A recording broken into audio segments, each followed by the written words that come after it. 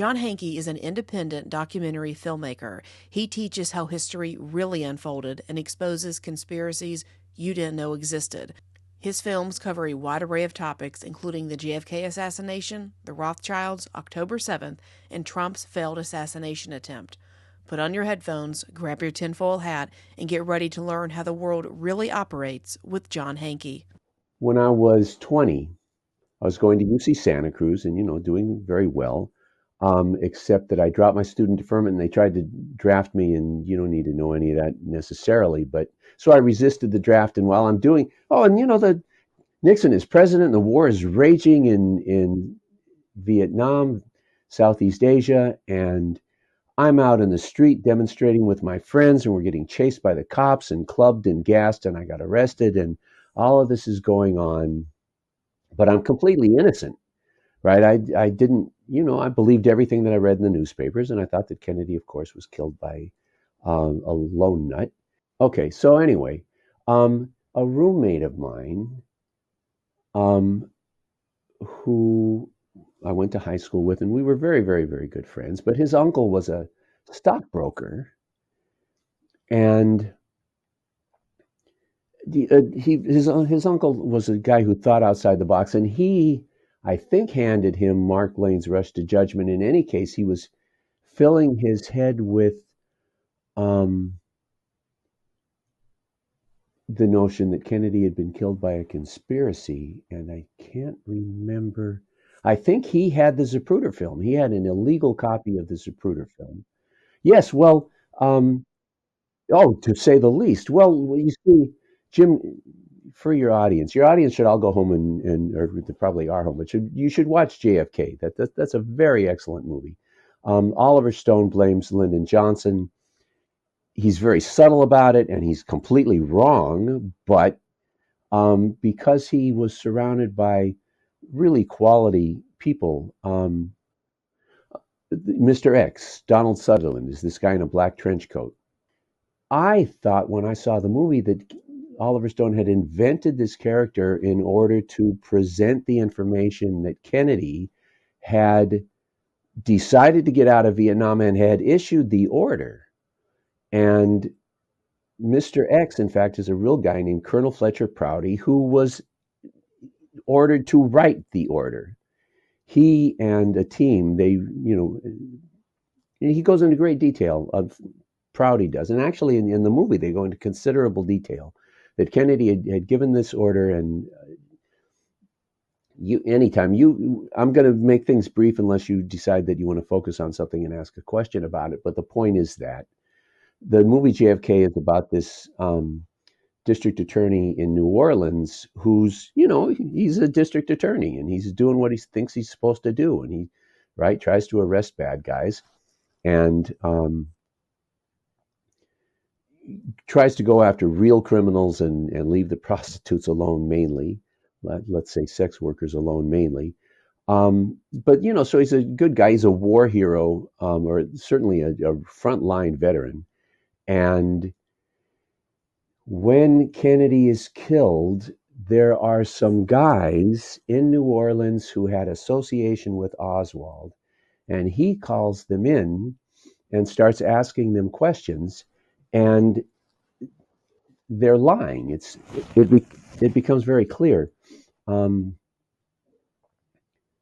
of the techniques, this is a sufficiently important point that I'm going to talk about it a little bit. One of the techniques that the police use is they call you in and they ask you a million questions, right? You tell them your story and they ask you about the guy that was standing next to you and what he was wearing, and you got on a bus, what bus was that, and what did the bus driver look like? And they ask you all of these details, and if you're lying, they come back 2 hours later and ask you all the same questions, and if you've made it all up, you can't remember the answers that you gave. And so that's what Jim Garrison, the district attorney, did with the name is escaping me. David Ferry, who's also he's featured very prominently in the movie JFK. Anyway, Mark Lane was a congressman, and he resigned as a congressman to investigate the Kennedy assassination. And he did, and he's a very, very competent lawyer and really did an extraordinary job. And he volunteered to help Garrison on his staff, and Garrison subpoenaed the Zapruder film. For the people in your audience who don't know, there was a guy named Abraham Zapruder who was standing right at the spot in front of which Kennedy was assassinated, and he had an 8mm film. And you get to see Kennedy get his brains blown out and thrown violently backwards. And Garrison subpoenaed the film, and they, much to his surprise, they gave it to him. And Mark Lane, he had to swear in blood that he wouldn't copy it, and so he didn't. He handed it to Mark Lane, and Mark Lane went out and made, I think 200 copies is what I read somewhere. But he sent them to a bunch of people, and they all made at least 200 copies. And little by little, one of them filtered down, into my roommate's uncle's hands, and he showed it to my roommate. My roommate showed it to me, and I looked at it and said, I have all these A's in all of these classes, and I don't know anything about what's going on in the world.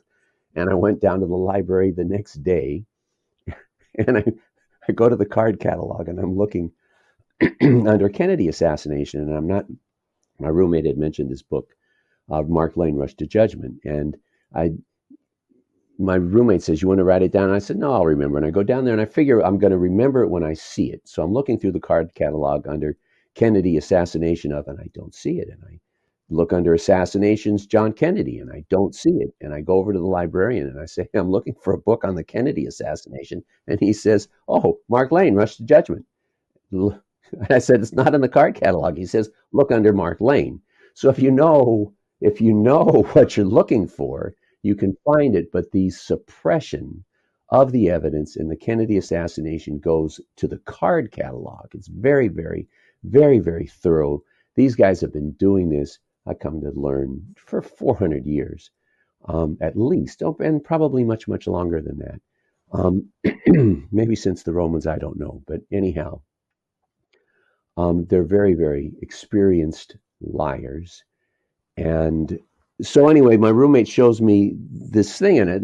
So I went down to the library, and I read it, and then I started doing presentations. I had been going to UC Santa Cruz, and make a long story short, I called up my friends at UC Santa Cruz and said, "I've learned all this stuff about the Kennedy assassination. I want to do a presentation." And they set the whole thing up, and they put it on the campus radio. And I show up, and there's 200 people there, that's a big crowd for UC Santa Cruz at the time. I think the total enrollment in the campus was probably 4,000. And and we had helped. We did one at UCLA where there were more like 2,000. And I'd go here and there and this and that and the other thing. And I'd always wanted to be a teacher, but there were no teaching jobs. That's one of the reasons. So, right, if I wanted to be a teacher, I was going to have to. I knew 5 people with teaching credentials who were unemployed. They couldn't get a job teaching kindergarten. And if you were going to get a teaching job, you had to get a job teaching kindergarten. And you do that for 5 years, and then maybe you can move up to second grade. And after 4 or 5 years of that, you move up to maybe 6th or 7th grade, and have 4 or 5 years of that, and then you can move up to high school. And I wanted to teach high school. I didn't want to spend 12 years teaching elementary, and I certainly didn't want to. Reagan had been elected governor, and they took away all my student aid, and I didn't want to rack up all of these loans to get out and become unemployed. So I continued to do research, however, and continued to write. Mark Lane would publish a new book, or Jim Garrison would publish a new book.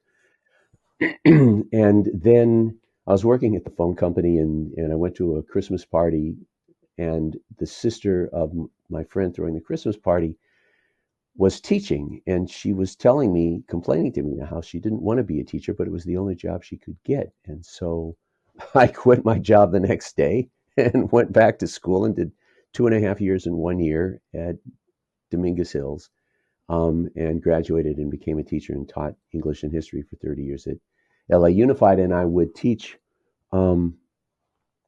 one of the lessons that I would always teach is a lesson that I said was about lying. And we looked at Walter Cronkite did a thing on Nova called Who Shot President Kennedy? And it's just really astonishing. He presents in that, um, he shows the Zapruder film and he interviews all of the Dallas doctors. Well, every one of the Dallas doctors said that Kennedy had a fist sized hole in the back of his head, indicating a shot from the front. And one of them said that he had a bullet entry here, and there's photographs that show that the shot from the grassy knoll hit him in the temple and exited probably around the middle of the back of the head. In any case, but so I got started doing all of this stuff, and when they started to make editing software, I said, well, this stuff needs to be, somebody needs to make a real video on the Kennedy assassination. And I think I was in the middle of doing that when the movie JFK came out. But if people watch Dark Legacy, it's on Prime, and it's also called JFK 2. And if you Google Hankey and JFK 2, you'll probably bring it up. I mean, I would post it on YouTube and it would have hundreds of thousands of hits, and then YouTube would take it down, but one of the people who saw it would repost it, and so it was reposted all over the place, and I'm quite sure it had millions of views. Oh geez, Alex Jones, who was completely inoperative, and just a monster, and we can talk about that if you want, but he posted it on his website. He called me up and said, "Hey, I want to post your movie on my website." And I didn't know very much about Alex Jones at all at the time. And I said, "Oh yeah, great, wonderful." And so I've heard any number of people that have contacted me because they saw the video on Alex Jones. Now that you know where we've been, find out where we're going. Tune in to Ladies Love Politics, where you can stay informed without going insane.